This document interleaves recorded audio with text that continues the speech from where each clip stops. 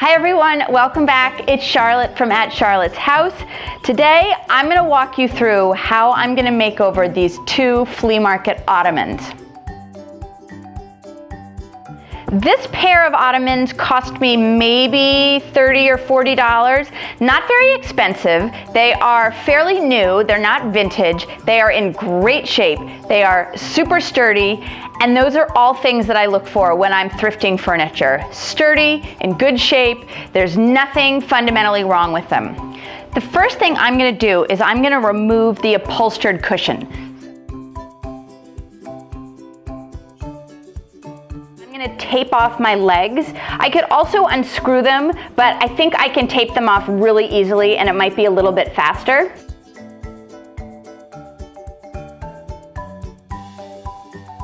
I've moved everything outside so I don't get dust all over my workshop, and I'm just using my Ryobi Corner Cat just to scuff up the surface.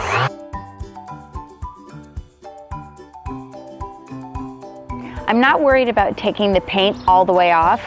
I'm just looking to take away that shine.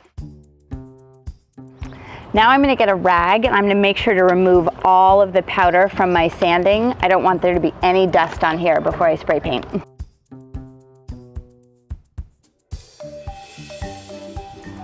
I have this bench set up in a spray shelter that I love to use, and it means that the bright sun isn't shining right on it. Sometimes spray paint does funky things when it's in the hot sun.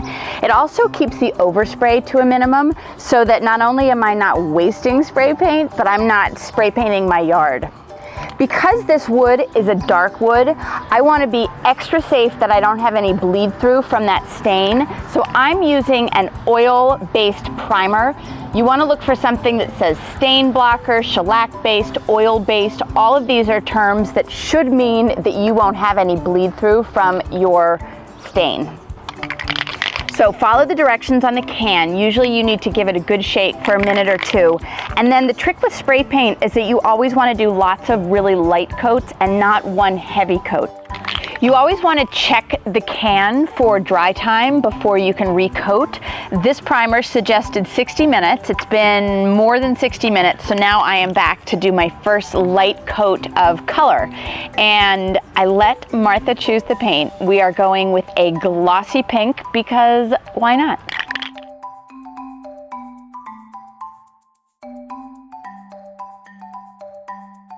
Both of the bases are spray painted and dried, and now I'm ready for the last step, which is to upholster the top.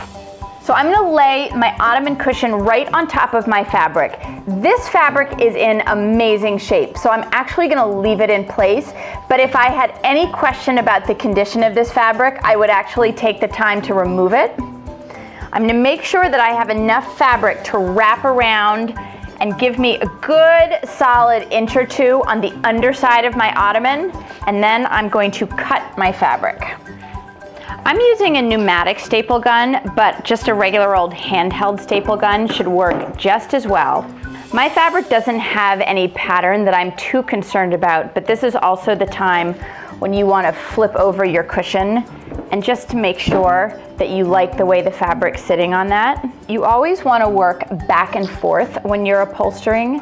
So I'm going to start by putting in one staple here, and then I'm going to go to the opposite side and I'm going to pull my fabric as tight as I can.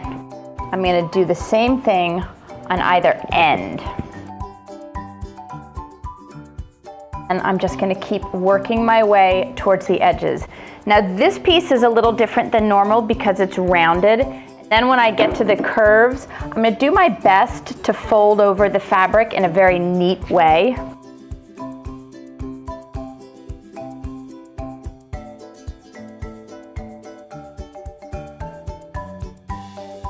So there, I think that looks perfect. So I'm going to flip it over and I'm going to trim this excess.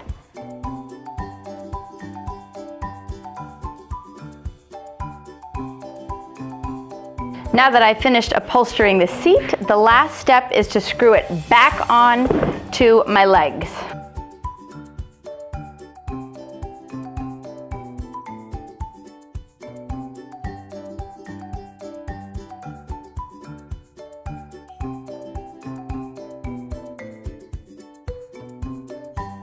Don't forget to subscribe to my YouTube channel. Thanks so much for watching. Have a great day.